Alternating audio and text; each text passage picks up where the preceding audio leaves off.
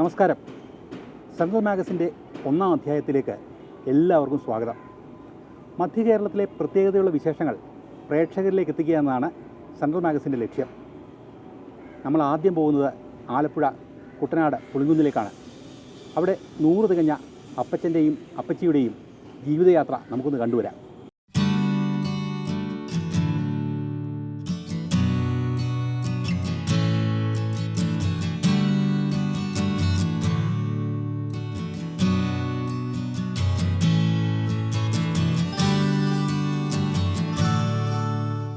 നൂറ്റാണ്ടിൻ്റെ ചരിത്രം നേരിൽ കണ്ട അപ്പച്ചിയും അപ്പച്ചനും ആലപ്പുഴ കുട്ടനാട് പുളിങ്കുന്നിലെ കളത്തിൽ കുടുംബാംഗങ്ങളാണ്. കുട്ടനാടിൻ്റെ കൃഷിയും വളർച്ചയും തളർച്ചയുമെല്ലാം ഈ കൺമുന്നിലൂടെ കടന്നുപോയി. ഓർമ്മകളിലേക്ക് ഒന്ന് തിരിഞ്ഞു നോക്കാൻ ഇവരിലെ അപ്പച്ചന് അല്പം പോലും ബുദ്ധിമുട്ടില്ല.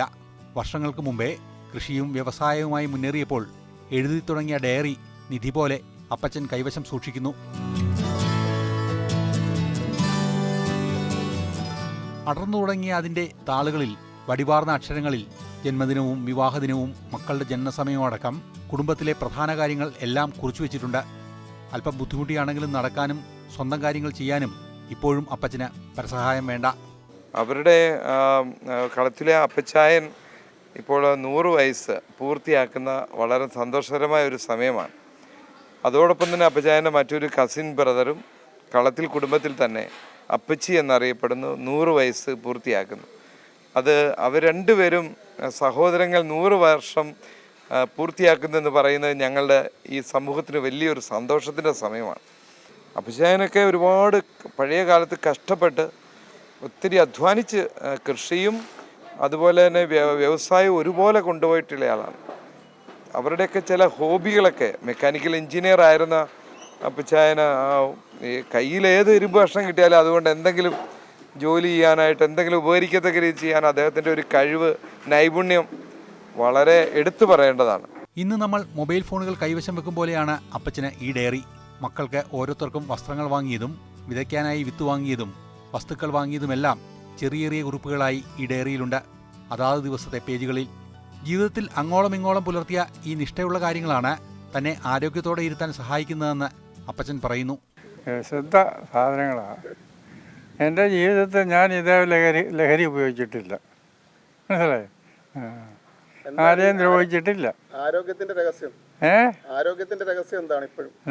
ആരോഗ്യത്തിന് വലിയ കുഴപ്പമൊന്നുമില്ല. കണ്ടിട്ട് അറിയാൻ പാടില്ലേ? അറിയാൻ പോലെ തന്നെത്താൻ നടന്നു പോകുന്നുണ്ട്, തന്നെത്താൻ കുളിക്കുന്നുണ്ട്, തന്നെത്താൻ മുഖം മുടിക്കുന്നുണ്ട്. ഇങ്ങനെ തലയിൽ എണ്ണ പുരട്ടത്തില്ല. തലയിൽ എണ്ണ പുരട്ടിയ വലിയ പ്രയാസമാണ്. പിന്നെ കുളിക്കുന്നതിന് സ്പഞ്ച് ചെയ്യത്തേ ഉള്ളൂ, അല്ലാതെ വെള്ളം കോരി കുളിക്കത്തില്ല. സ്പഞ്ച് ചെയ്യുക.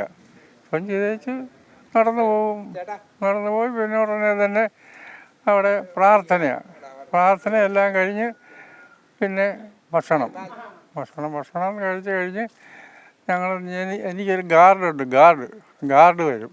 ഗാർഡുമായിട്ട് പിന്നെ ശകലം സംസാരിച്ചേച്ച് പിന്നെ പോയി ബെഡേ കിടക്കും. ബെഡേ കിടന്നു കഴിഞ്ഞാൽ ഉറക്കം വരത്തില്ല. പ്രായമല്ലേ. പിന്നെ എഴുന്നേറ്റിരിക്കും, കുത്തിയിരിക്കും. അങ്ങനെയെല്ലാം നേരം വെളുപ്പിക്കും. ഒരുമാതിരി നേരം വെളുക്കാറാകുമ്പോൾ ഒരുമാതിരി ശകലം ഉറക്കമൊക്കെ വരും. പിന്നെ രാവിലെ എഴുന്നേറ്റ് ഭക്ഷണമൊക്കെ കഴിക്കും, പത്രം വായിക്കും. വർഷങ്ങൾക്ക് മുമ്പ് തന്നെ പൂർണ്ണമായും പ്രകൃതി ചികിത്സാ രീതിയിലേക്ക് മാറിയ ഇദ്ദേഹം മത്സ്യവും മാംസവും ഉപയോഗിക്കാറില്ല. ലഹരി പദാർത്ഥങ്ങൾ ജീവിതത്തിൽ ഒരു ഘട്ടത്തിലും തൊട്ടിട്ടില്ല. അല്പസ്വല്പം കഴിച്ച് ശീലമുള്ള പുളിങ്കുന്നുകാർ അങ്ങനെയുള്ള അവസ്ഥയിൽ അപ്പച്ചായിക്ക് മുന്നിൽ പെടാതെ ഒഴിഞ്ഞു മാറുകയാണ് പതിവ്. 65 കൊല്ലമായിട്ട് പ്രകൃതി ചികിത്സയാണ്. ഇറച്ചി, മീനും, മുട്ട, പാല്, കാപ്പി, ചായ, പഞ്ചസാര വർഗ്ഗങ്ങളൊന്നുമില്ല. ബേക്കറി തന്നെ മധുരമില്ലാത്തത് ഉപയോഗിക്കത്തുള്ളൂ. രാവിലെ പാലപ്പോ ഇടിയപ്പോ അങ്ങനെ എന്തെങ്കിലും ഒരു കറി ചേർത്ത് കഴിക്കും. ഉച്ചയ്ക്ക് ഈ വിറ്റാമിൻ എല്ലാം കൂടെ അടിച്ച് ലിക്വിഡാക്കിയിട്ട് അതിൻ്റെ കൂടെ ഈ കടല കപ്പലണ്ടിയൊക്കെ കഴിച്ച് കിടക്കും. വൈകുന്നപാട് കുളിയൊക്കെ കഴിഞ്ഞ് പ്രാർത്ഥനയും കഴിഞ്ഞ് വന്നിരുന്ന് അന്നേരം വലിയ പഴമാണ് 1 പഴം അല്ലെങ്കിൽ 2 പഴം. പ്രായം 100-ലെത്തിയെങ്കിലും ചിട്ടവട്ടങ്ങൾക്ക് ഒരു കുറവുമില്ല. രാവിലെ കൃത്യം 8 മണിക്ക് പ്രഭാത ഭക്ഷണം, ഉച്ചയ്ക്ക് 1 മണിക്ക് ഉച്ചഭക്ഷണം, രാത്രി പ്രാർത്ഥനയ്ക്ക് ശേഷം ഒരു ചെറുപഴം, കുരുവില്ലാത്ത ഈന്തപ്പഴം കൂടിയായാൽ ആ ദിവസത്തെ ആഹാരക്രമങ്ങൾ പൂർത്തിയായി. രാവിലെയും വൈകിട്ടും ഇപ്പോഴും യാതൊരു മുടക്കവും കൂടാതെ നടത്തമുണ്ട്. മുടങ്ങാതെയുള്ള പത്രം വായനയാണ് മറ്റൊരു ശീലം. ചുരുക്കത്തിൽ കാര്യമായ രോഗങ്ങൾ ഒന്നും തന്നെ ഈ അപ്പച്ചനെ അലട്ടുന്നില്ല. ചോദ്യങ്ങൾക്കെല്ലാം സരസമായ മറുപടി. പഴയകാല കാര്യങ്ങൾ പറയാൻ ഇപ്പോഴും അപ്പച്ചായിക്ക് നല്ല ആവേശമാണ്. വീടിന് മുൻവശത്തുള്ള പാടത്ത് കൃഷി ഇറക്കിയതും അതിനോട് ചേർന്ന് മില്ല് നടത്തിയതുമെല്ലാം കൃത്യമായി ഓർത്തു പറയും. ചങ്ങനാശ്ശേരിയിലേക്കും ആലപ്പുഴയിലേക്കും വിവിധ ആവശ്യങ്ങൾക്കായി കെട്ടുവള്ളങ്ങളിൽ പോയ കാര്യം ഉൾപ്പെടെ ഇന്നും കൃത്യമായി ഓർത്തിരിക്കുന്നു. മക്കളുടെയും ചെറുമക്കളുടെയും പേരുകളെല്ലാം ഹൃദിസ്ഥം. ആരെല്ലാം എപ്പോൾ എത്തുമെന്നും അവർക്കിഷ്ടപ്പെട്ടതെല്ലാം കരുതിയിട്ടുണ്ടോ എന്നും തിരക്കുന്ന കാരണവരുടെ സ്നേഹവാത്സല്യം. പിറന്നാളാഘോഷത്തിനായി എത്തുന്ന മക്കളെയും ചെറുമക്കളെയും കാത്തിരിപ്പാണ് ഇനിയുള്ള ദിവസങ്ങളിൽ. തൻ്റെ ചിട്ടകളും പാരമ്പര്യവും തലമുറകളിലേക്ക് നീളുന്നത് കാണാൻ ഇദ്ദേഹത്തിന് ഭാഗ്യമുണ്ടായി. മകൻ റിട്ടയർ കേണൽ ജേക്കബ് തോമസ് സൈന്യത്തിൽ സേവനമനുഷ്ഠിച്ച ശേഷം വിശ്രമജീവിതവുമായി ഇപ്പോൾ പുളിങ്കുന്നിൽ കുടുംബവീട്ടിൽ താമസിക്കുന്നു. ആ പാരമ്പര്യം തുടർന്നുകൊണ്ട് അദ്ദേഹത്തിൻ്റെ കൊച്ചുമക്കളായ കേണൽ ടോണി ജേക്കബും കേണൽ ജെയിംസ് ജേക്കബും നിലവിൽ ഇന്ത്യൻ സൈന്യത്തിലാണ് സേവനമനുഷ്ഠിക്കുന്നത്. മെക്കാനിക്കൽ എഞ്ചിനീയറിംഗിൽ താൽപ്പര്യമുണ്ടായിരുന്ന അപ്പച്ചൻ ഏതാനും വർഷം മുമ്പ് വരെ വാച്ചടക്കമുള്ള തൻ്റെ സാധനങ്ങൾ സ്വയം റിപ്പയർ ചെയ്ത് ഉപയോഗിക്കുമായിരുന്നു. ഇപ്പോഴും ഒരു സാധനവും ഉപയോഗിച്ച ശേഷം ഉപേക്ഷിക്കുന്നതിനോട് ഇദ്ദേഹത്തിന് അശേഷം താല്പര്യമില്ല. പലതും പുനരുപയോഗിക്കാനുള്ള നിർദ്ദേശങ്ങൾ കൂടെയുള്ളവർക്ക് നൽകിക്കൊണ്ടിരിക്കുക എന്നത് പണ്ടുമുതലേയുള്ള ശീലമാണെന്ന് മക്കൾ സാക്ഷ്യപ്പെടുത്തുന്നു. ചിട്ടയും അടുക്കും വേണം. അച്ചായൻ്റെ ജീവിതത്തിൻ്റെ രഹസ്യം സമയത്ത് കഴിക്കുക, സമയത്ത് ഉറങ്ങുക, എല്ലാ കാര്യങ്ങളും ചിട്ടയിലും അടുക്കലും കഴിയുക. അതാണ്. അല്ലാതെ ഇന്നത്തെ യുവതലമുറ അല്ലെങ്കിൽ ഇന്നത്തെ നമ്മളൊക്കെ ജീവിക്കുന്ന കണക്ക് ജീവിച്ചു കഴിഞ്ഞാൽ 100 എത്താതെ തന്നെ നമുക്ക് നേരത്തെ വീട്ടിൽ പോകാം. അച്ചായൻ്റെ പേരപ്പൻ്റെ മകൻ കളത്തിൽ അപ്പച്ചിയുണ്ട്. അദ്ദേഹത്തിന് പിന്നെ ഈ മാസം ഓഗസ്റ്റ് 22-ാം തീയതി 100-ലേക്ക് കയറി. പക്ഷേ അദ്ദേഹത്തിന് പിന്നെ അച്ചായൻ്റെ അത്രയും ഇതില്ല. എന്നാലും പുള്ളി എല്ലാ കാര്യവും തന്നെ ചെയ്യുന്നുണ്ട്. കൃഷി കൃത്യമായി നടത്തേണ്ടതിൻ്റെയും പ്രകൃതി സംരക്ഷണത്തിൻ്റെയും ആവശ്യകതകൾ ഇദ്ദേഹം എടുത്തു പറയും. കൃഷിരീതികളിൽ മാറ്റം വന്നെങ്കിലും കൃഷിസ്ഥലങ്ങൾ കുറയുന്നത് ഒഴിവാക്കണമെന്ന് തന്നെയാണ് ഇദ്ദേഹത്തിൻ്റെയും പക്ഷം. കൂടുതൽ വെള്ളത്തെ ഉൾക്കൊള്ളത്തക്ക വിധം പാടശേഖരങ്ങൾ മാറിയാൽ മറ്റ് സ്ഥലങ്ങളിലേക്ക് വെള്ളം കയറുന്നത് ഒരു പരിധിവരെ ഒഴിവാക്കാൻ കഴിയുമെന്നും ഇദ്ദേഹം പറയുന്നു. ഇടത്തോടുകളടക്കം നികന്നു പോകുന്നതും വെള്ളപ്പൊക്കത്തിന് കാരണമാകുന്നതായി അപ്പച്ചൻ ചൂണ്ടിക്കാട്ടുന്നു. വർഷാവർഷങ്ങളിൽ ഇടത്തോടുകളിൽ നിന്നടക്കം ചെളി വാരി മാറ്റിയിരുന്നത് ഇപ്പോൾ നടക്കാറില്ല. ആ ചെളി നല്ലൊരു വളമാണെന്ന് അപ്പച്ചൻ പറയുന്നു. ഒരുപാട് നഷ്ടങ്ങളുണ്ടായി. ഇവിടുത്തെ ഇതുകളെല്ലാം പോയി. ഒരുപാട് മീനുണ്ടായിരുന്നു. മീൻ കുളത്തിലെ മീനെല്ലാം പോയി. എല്ലാം ചാടിപ്പോയി. ഒന്നും കിട്ടിയില്ല. പിന്നെ രണ്ടാമത് മീൻ വളർത്തിക്കൊണ്ടിരിക്കുക. 99-ലെ വെള്ളപ്പൊക്കം ഓർമ്മ. 99 വെള്ളപ്പൊക്കത്തിന് ഞങ്ങൾ എൻ്റെ പെരയുടെ പത്തുംപുറത്ത് ഒരു അനന്തരത്തിയായിട്ട് ഇരിക്കുക. അന്നേരം എന്നെയും വയറ്റി കിടക്കുക. ആ പുള്ളിക്കും എൻ്റെ പെങ്ങളുടെ മകൾക്കും വയറ്റി കിടക്കുക. അത് പിന്നെ വെള്ളം ഇറങ്ങി കഴിഞ്ഞ് അവിടെ നിന്ന് പോയി. ആ പുള്ളി എന്നെ ആദ്യം പ്രസവിച്ച് അത് കഴിഞ്ഞ് ആ പുള്ളിയും പ്രസവിച്ചു. അങ്ങനെ ഞങ്ങളങ്ങ് പിരിഞ്ഞു. അപ്പച്ചൻ്റെ ഭാര്യ അച്ചാമ്മ തോമസ് മരണമടഞ്ഞു. മക്കളും പേരക്കുട്ടികളുമായി 21 പേരുടെ കുടുംബം പുളിങ്കുന്നിൽ വേരുകളുമായി വളരുന്നു. അപ്പച്ചിയുടെ ഭാര്യ മേരിക്കുട്ടി ജോസഫ് 91 വയസ്സുവരെ ജീവിച്ചു. ഇന്ന് അവരുടെ പുത്രന്മാരും പെൺമക്കളും കൊച്ചുമക്കളുമടക്കം അപ്പച്ചിയുടെ പാരമ്പര്യവും തുടരുന്നു. നന്നായി അധ്വാനിച്ച് ജീവിച്ച ഒരു കുടുംബത്തിന്റെ സ്നേഹത്തിലും പാരമ്പര്യത്തിലും ആഴത്തിൽ വേരൂന്നിയ ഒരു കുടുംബത്തിന്റെയും സാക്ഷ്യമാണ് 100 വയസ്സ് പിന്നിട്ട ഈ സഹോദരങ്ങൾ. ഫോർട്ട് കൊച്ചിയിലെ ഒരു കൂട്ടായ്മയിലേക്കാണ് സെൻട്രൽ മാഗസിൻ്റെ ഇനിയുള്ള യാത്ര. നമ്മളിൽ പലർക്കും വാട്സാപ്പ് ഗ്രൂപ്പുകളുണ്ടല്ലേ, കൂട്ടായ്മകൾ. എന്തിനു വേണ്ടിയാണ് നമ്മളതൊക്കെ ഉപയോഗിക്കുന്നത്? കൊച്ചു വർത്തമാനം പറഞ്ഞിരിക്കാൻ. പക്ഷേ ഫോർട്ട് കൊച്ചിയിലെ കോയാമാണിയുടെയും സുഹൃത്തുക്കളുടെയും കാര്യം അങ്ങനെയല്ല. സാമ്പത്തികമായി പിന്നോക്കം നിൽക്കുന്ന വിദ്യാർത്ഥികളുടെ വിദ്യാഭ്യാസ ഉന്നമനത്തിനായി അവർ റെഫറൻസിനായി പുസ്തകങ്ങൾ ശേഖരിക്കുകയാണ്. വില കൂടിയ പുസ്തകങ്ങൾ. എന്നിട്ടവ സൗജന്യമായി വിതരണം ചെയ്യുന്നു. നല്ല കാര്യമല്ലേ? ആ റിപ്പോർട്ടിലേക്ക് അണിയും. ഹലോ, അതെ, ലോണേ ബുക്കാണ്. എന്താ വേണ്ടത്? സയൻസ് ഗ്രൂപ്പിൻ്റെ ബുക്കുണ്ടല്ലോ. എല്ലാ ബുക്കും ഉണ്ട്. MBBS, BDS, എഞ്ചിനീയറിങ് എല്ലാ ബുക്കും ഉണ്ട് ഇവിടെ. അത് നിങ്ങൾ വന്നാൽ നിങ്ങൾക്ക് നോക്കിയിട്ട് സെലക്ട് ചെയ്തെടുക്കാം. നിങ്ങൾക്ക് ആവശ്യമുള്ള ബുക്ക് ഏതാണെന്ന് നോക്കിയിട്ട് സെലക്ട് ചെയ്തെടുക്കാം. കണ്ടില്ലേ, കൊച്ചി മട്ടാഞ്ചേരിയിൽ ഇപ്പോൾ ഇതാണ് ചർച്ചാ വിഷയം. ഇടുങ്ങിയതെങ്കിലും ആശയവിശാലത കൊണ്ട് വലിപ്പമേറിയ ഈ ലൈബ്രറിയിൽ കോയാമാണിയും സുഹൃത്തുക്കളും ഇന്ന് തിരക്കിലാണ്. പഴയ കൂട്ടുകാരുമൊത്തുള്ള ഭൂതകാലത്തിൻ്റെ സുന്ദര നിമിഷങ്ങളെ ഓർത്തെടുക്കാനായിരുന്നു ആ പഴയ 10ാം ക്ലാസ്സുകാർ വീണ്ടും ഒന്നിച്ചത്. ആ ശ്രമങ്ങൾക്കൊടുവിൽ കാലത്തിൻ്റെ കുതിപ്പ് അവരെ ഒരു വാട്സപ്പ് കൂട്ടായ്മയിലൂടെ വീണ്ടും ചേർത്ത് വെച്ചു. പോയ കാലത്തിൻ്റെ ഇന്നലകളെ ഓർത്തെടുത്ത അവരുടെ ബാല്യങ്ങൾക്ക് പുത്തനാശയത്തിൻ്റെ പുതിയ പരിവേഷമുണ്ടായിരുന്നു.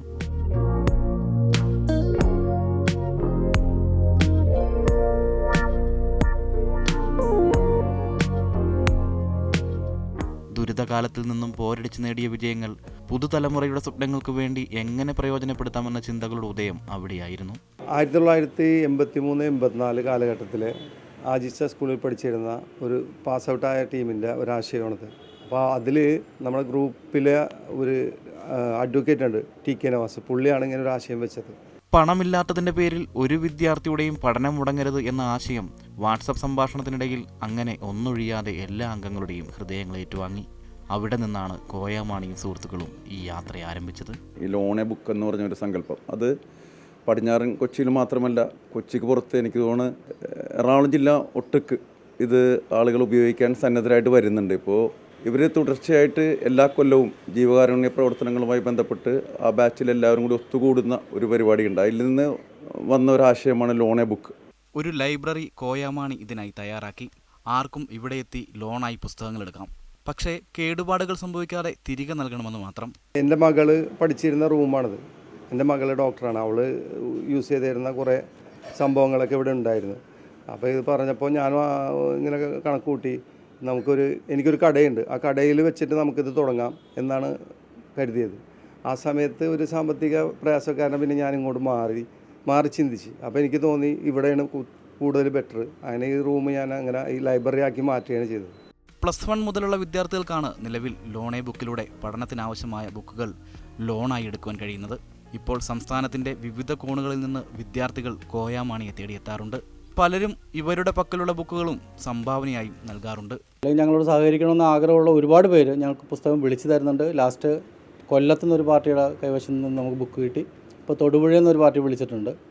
അപ്പോൾ അതൊക്കെ നമ്മുടെ ഇതിൻ്റെ ഒരു വിജയമായിട്ട് തന്നെ കാണുന്നുണ്ട്. പിന്നെ നമുക്ക് ചുറ്റുമുള്ള നമ്മുടെ പ്രദേശത്തിന് ചുറ്റുമുള്ള പല സന്നദ്ധ സംഘടനകളും നമുക്ക് വേണ്ടി എല്ലാ രീതിയിലുള്ള സപ്പോർട്ടുണ്ട്. അവരൊക്കെ അതെല്ലാം അതിൻ്റെ സന്നദ്ധത അറിയിച്ചിട്ടുണ്ട്. ഉപരിപഠനത്തിന് ആവശ്യമായ ബുക്കുകളാണ് നിലവിൽ നൽകുന്നതെങ്കിലും മറ്റ് ബുക്കുകൾ കൂടി ശേഖരിച്ച് എല്ലാ വിഭാഗം വിദ്യാർത്ഥികൾക്കും ഉപകാരപ്പെടുന്ന രീതിയിൽ പുതുതലമുറയുടെ വായനാശീലം കൂടി വളർത്തുക എന്ന ലക്ഷ്യവും ഈ സുഹൃത്തുക്കൾക്കുണ്ട്. കുറേ ഓഫറുകളുണ്ട് നമുക്ക്. അതായിട്ട് ബന്ധപ്പെട്ട പുസ്തകങ്ങളും അക്കാഡമിക് പുസ്തകങ്ങളല്ലാതെ ജനറൽ ബുക്സും കൂടി തരാനുള്ള കുറേ ആളുകളുടെ ഓഫറുണ്ട്. എറണാകുളം ജില്ലയ്ക്ക് പുറത്തുനിന്നും ഫോൺ കോളുകൾ ഇവരെ തേടിയെത്താറുണ്ട്. അവരുടെ ആവശ്യം കണക്കിലെടുത്ത് വേണ്ട പുസ്തകങ്ങൾ കൊറിയറായി അയച്ചു നൽകുകയാണ് പതിവ്. സാധാരണ നമ്മൾ ഉദ്ദേശിച്ചത് നമ്മുടെ പശ്ചിമ കൊച്ചിയിൽ ഒതുങ്ങി നിൽക്കാനാണ് ഉദ്ദേശിച്ചത്. പക്ഷേ നമുക്കിപ്പോൾ പത്രങ്ങളിലും ഇതുപോലെ ചാനലുകളിലൊക്കെ വന്നു കഴിഞ്ഞപ്പോഴേക്കും എൻക്വയറി കൂടുന്നുണ്ട്. ഇപ്പോൾ ലാസ്റ്റ് വീക്കിൽ കോട്ടയത്ത് നിന്നൊരു എൻക്വയറി വന്നു.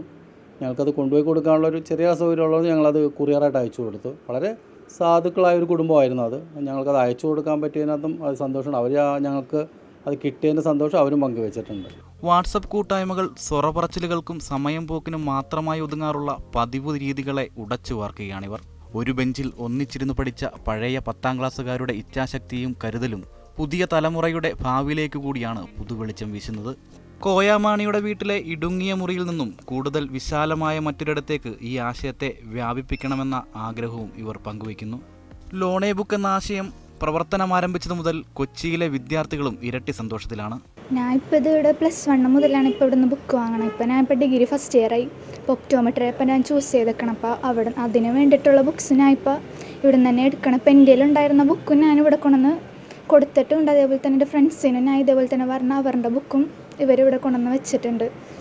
അപ്പോൾ ഇതേപോലെ ഞാൻ പഠിച്ച പോലെ തന്നെ കുറേ സ്റ്റുഡൻസിന് യൂസ് ആവുമെന്ന് എനിക്ക് തോന്നിയത്. അതുകൊണ്ടിട്ട് ഞാൻ മാക്സിമം എൻ്റെ ഫ്രണ്ട്സിനോട് പറഞ്ഞിട്ട് ഇവിടുന്ന് ബുക്സ് കൊടുക്കാറുണ്ട്. തങ്ങളുടെ പക്കലുള്ള പഴയ പുസ്തകങ്ങൾ നൽകുന്നതോടൊപ്പം കൂട്ടുകാരെ കൂടി ഈ പദ്ധതിയുടെ ഭാഗമാക്കി മാറ്റി ലോണേ ബുക്കിനെ കൂടുതൽ ജനകീയമാക്കി മാറ്റുകയാണ് പുതുതലമുറയും. പണമില്ലാത്തതിൻ്റെ പേരിൽ ഇനി ഒരു വിദ്യാർത്ഥിയുടെയും പഠനം മുടങ്ങില്ല. പുതിയ തലമുറയുടെ വിദ്യാഭ്യാസ സ്വപ്നങ്ങൾക്ക് ലോണേ ബുക്കിലൂടെ പുതിയ ചിറകുകൾ സമ്മാനിക്കുകയാണ് കോയാമാണിയും സുഹൃത്തുക്കളും. ആധുനിക കവിത്രയത്തിലെ ആശയഗംഭീരനായ കുമാരനാശാൻ്റെ നായികമാർക്ക് നൃത്തത്തിലൂടെ ഒരു പുതിയ ഭാവം പകർന്നിരിക്കുകയാണ് ഡോക്ടർ കലാമണ്ഡലം സുഗന്ധി. ആശാൻ്റെ നായികമാരായ സാവിത്രി, ലീല, നളിനി എന്നിവർക്ക് മോഹിനിയാട്ടത്തിൻ്റെ ലാസ്യഭാവത്തിലൂടെ മനോഹരമായൊരു കാഴ്ചാനുഭവം. ആ കാഴ്ചാനുഭവത്തിലേക്കാണിനി.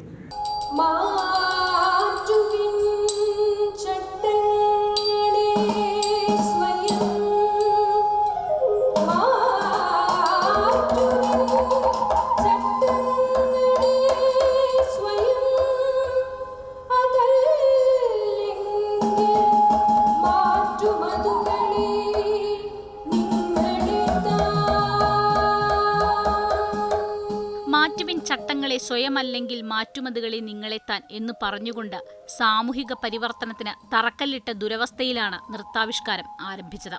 മലബാറിലെ കലാപകാലത്ത് പ്രാണനു വേണ്ടി പാഞ്ഞ സാവിത്രി അന്തർജനത്തിന്റെ മനസ്സ് മുഖഭാവങ്ങളിലൂടെ പ്രിയ.എസ്. നായർ കാണികൾക്ക് കാട്ടിക്കൊടുത്തു. ചാത്തന്റെ കുടിലിൽ അഭയം തേടിയ സാവിത്രിയുടെ അതിസൂക്ഷ്മ ഭാവങ്ങൾ നൃത്തതാളങ്ങളിൽ സന്നിവേശിപ്പിച്ചപ്പോൾ ആശാന്റെ ദുരവസ്ഥ പതിറ്റാണ്ടുകൾക്കിപ്പുറം പുനർജനിക്കുകയായിരുന്നു.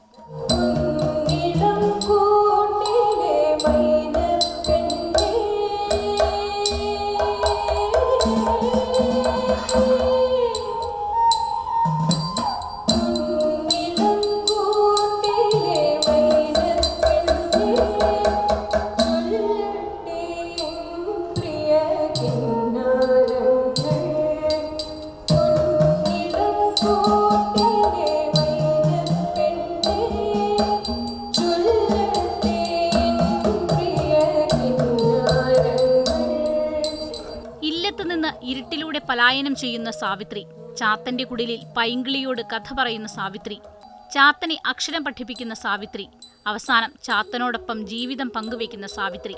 അങ്ങനെ ആശാൻ പറഞ്ഞ സാവിത്രി അന്തർജനത്തിന്റെ ഓരോ ജീവിത നിമിഷങ്ങളെയും അത്രമേൽ തന്മയത്വത്തോടെയായിരുന്നു അവതരണം. കലാമണ്ഡലം ശിശിരിയാണ് മദനന്റെ നായിക ലീലയെ അവതരിപ്പിച്ചത്. അയൽവാസിയായ മദനനോടുള്ള ലീലയുടെ അഗാധ പ്രണയമാണ് കാവ്യത്തിന്റെ ഇതിവൃത്തം. തുടരെ തുടരെ തിരിച്ചടികൾ നേരിട്ടതിനു ശേഷം മദനനെ അന്വേഷിച്ചു പോകുന്ന ലീലയുടെ യാത്രയും ചിത്തഭ്രമം സംഭവിച്ച നിലയിൽ മദനനെ കണ്ടെത്തുന്നതുമെല്ലാം ശിശിര വളരെ കൃത്യതയോടെ അവതരിപ്പിച്ചു. വിവേക് ഷേണായുടെ സംഗീതത്തിലും സംഗീത റാവുവിന്റെ സ്വരമാധുരിയിലുമാണ് ലീലയ്ക്ക് ജീവൻ വെച്ചത് എന്ന് വേണം പറയാൻ.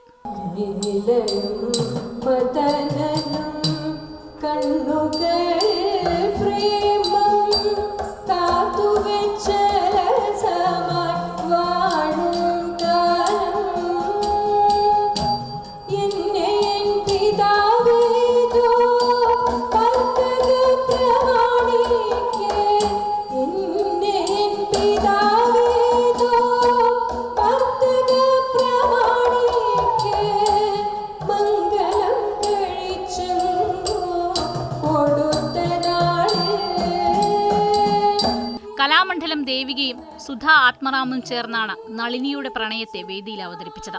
തന്നതില്ല പരനുള്ളു കാട്ടുവാനൊന്നുമേ നരനുപായം ഈശ്വരൻ ഇന്നു ഭാഷ്യത് അപൂർണമിങ്ങഹോ വന്നുപോം പിഴയും അർത്ഥശങ്കയാൽ എന്ന ആശാൻ വരികളേക്കാൾ ഒരാളുടെ നിസ്സഹായാവസ്ഥയും മാനസിക വ്യവഹാരങ്ങളും വർണ്ണിക്കാൻ വാക്കുകളില്ല. ഇളകിമറിയുന്ന ചിന്തകളോടെ കളിക്കൂട്ടുകാരനായ ദിവാകരനെ അന്വേഷിച്ചു പോകുന്ന നളിനിയേക്കാൾ വലിയ പ്രണയഭാവം ഇനി ആർക്കും ചിന്തിക്കാൻ പോലും സാധിക്കില്ല. നളിനിയുടെ അന്വേഷണങ്ങളെയും പ്രണയ നൈരാശ്യത്തെയും തീവ്രതയോടെ തന്നെ ദേവികയും സുധയും അവതരിപ്പിച്ചു.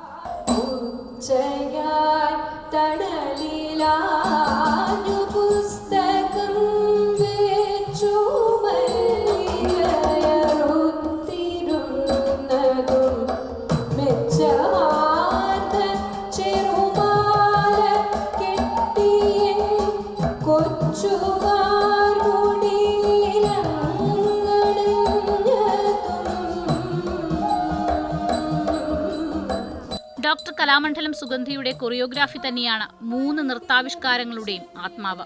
കൊച്ചിയിൽ ഇനിയും ഈ കാവ്യ നൃത്താർച്ചന തുടരും. നെടുമ്പാശ്ശേരി വിമാനത്താവളത്തിൻ്റെ കുതിപ്പുകൾ അടയാളപ്പെടുത്തുമ്പോൾ മനസ്സിലേക്ക് ഓടി വരുന്നത് മുൻ മുഖ്യമന്ത്രി കെ കരുണാകരൻ്റെ ഇച്ഛാശക്തിയാണ്.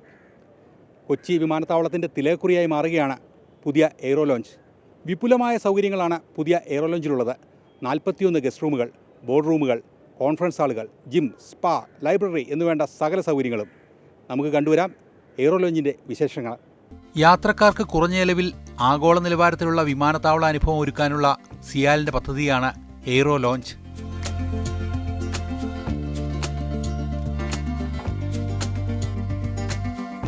കുറഞ്ഞ ചെലവിൽ ആഡംബര സൗകര്യം എന്ന ആശയത്തിലൂന്നി നിർമ്മിച്ച 0484 എയ്റോ ലോഞ്ചിലൂടെ മിതമായ മണിക്കൂർ നിരക്കുകളിൽ പ്രീമിയം എയർപോർട്ട് ലോഞ്ച് എന്ന അനുഭവമാണ് യാത്രക്കാർക്ക് ലഭ്യമാകുന്നത്. സെക്യൂരിറ്റി ഹോൾഡിംഗ് ഏരിയകൾക്ക് പുറത്തായി ആഭ്യന്തര അന്താരാഷ്ട്ര ടെർമിനലുകൾക്ക് സമീപത്തായാണ് ലോഞ്ച് ഒരുക്കിയിരിക്കുന്നത്. യാത്രക്കാർക്കും അല്ലാത്തവർക്കും ഒരുപോലെ ഈ ലോഞ്ച് സൗകര്യം ഉപയോഗിക്കാൻ കഴിയും. എറണാകുളത്തിന്റെ STD കോഡിൽ നിന്ന് പ്രചോദനം ഉൾക്കൊണ്ടാണ് ലോഞ്ചിന്റെ നാമകരണം. ലോഞ്ചിന്റെ ഉൾവശം രൂപകൽപ്പന ചെയ്തിരിക്കുന്നത് കേരളത്തിൻ്റെ പ്രകൃതിലാവണ്യവും കായലും വള്ളവും സസ്യജാലങ്ങളും നിറച്ചാണ്.